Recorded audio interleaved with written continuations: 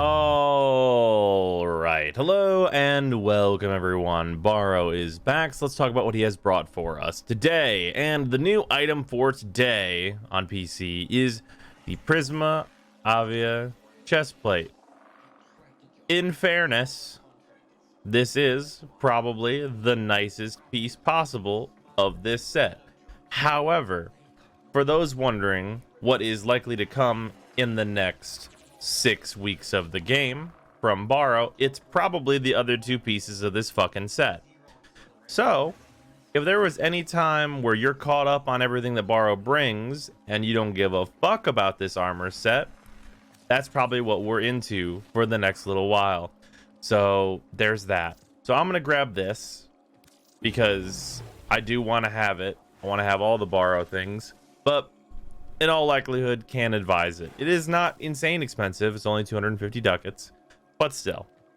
Now on to the things that actually matter today. We have prime cryo rounds. This is more damage for most primary weapons, and this goes in like the way over the top formatting viral build. So you can do that. That's a thing that you can do.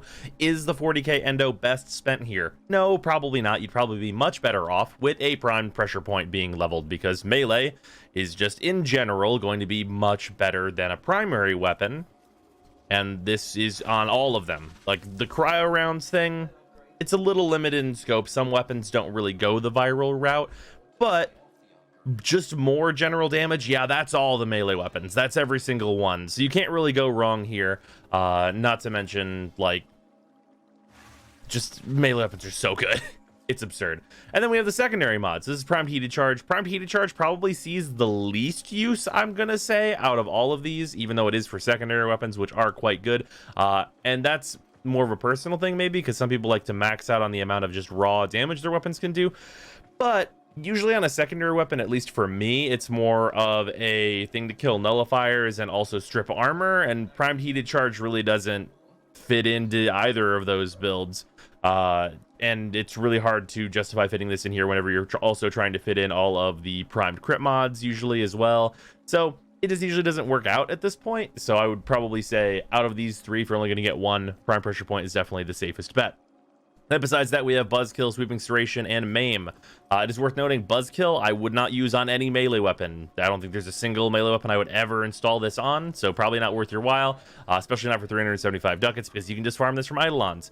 Maim, I have never once installed, I think, on a pistol, because it's literally never been worth it, and likely will not ever be worth it.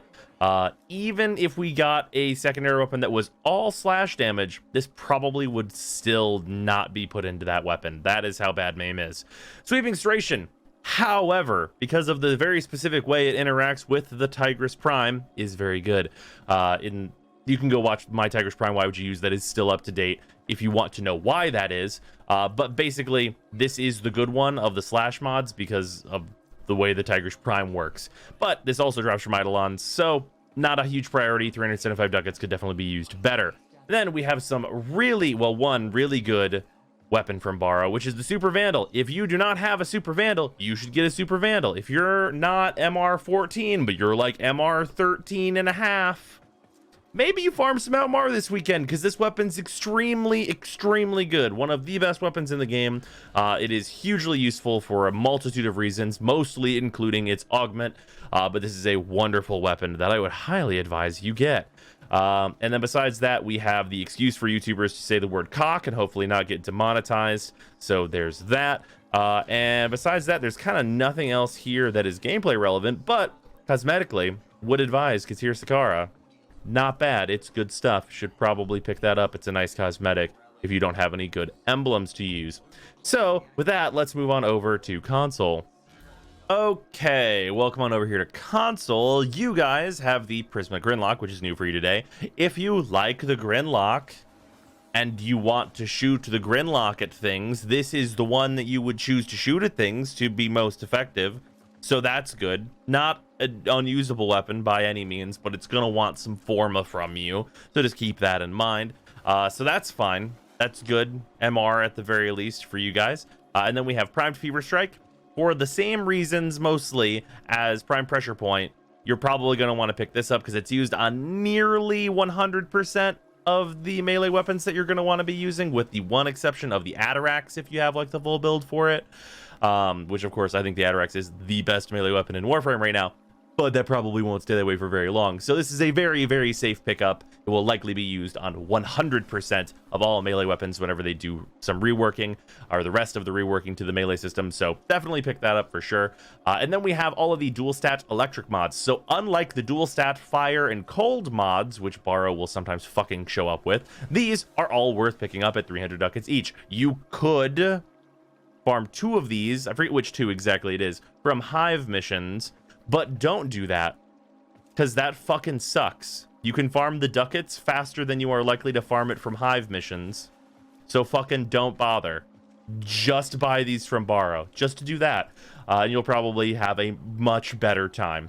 Besides that, we have the Prisma Obex, which I don't think are particularly good. None of the sparring weapons really are, and even if the sparring weapons are being considered for a thing that you want to use, you should use the Haruto. Like, plain and simple, the Haruto are just the best sparring weapons if you're gonna go that route. So these are pretty obsolete in the grand scheme of things, unless you just love how they look. And besides that, with the Prisma Dual Cleavers, Prisma Dual Cleavers notably make a really, really good Gara stat stick, because the augment works on Gara's 1. It's not supposed to work on Gara's 1, but it does, so abuse it while it lasts. And besides that, just the Prisma Dual Cleavers are solid enough melee weapons. Their range is a little on the short side, but they do have that augment, which kind of bolsters their usability by a good bit.